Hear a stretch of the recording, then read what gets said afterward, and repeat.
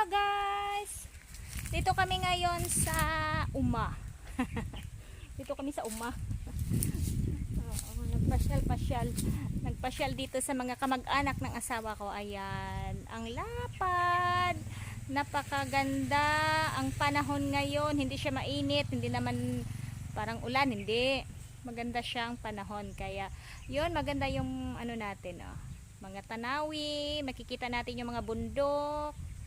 Yun, puro malapad ito dito guys. Malawak ang palayan dito, ang Uma. Puro palay ito dito, puro palay. Ayan, napakagandang tanawin ang mga nasa likod ni Rina. Ayan. Okay, ilibot-libot lang. Ikot-ikot lang tayo. Dito tayo. Ayan oh, may mga bundok. Doon oh, may bundok doon oh. Napakaganda yung bundok doon. Ayan. Dito tayo. Ayan yung mga daan. Napakainit. Init-init kaayo. Ayan, may mga niyog. Kasi dito tayo. Dumaan lang kami dito. Nakibideo lang kami. Nakibideo. Ayan po. Nakibideo lang ako.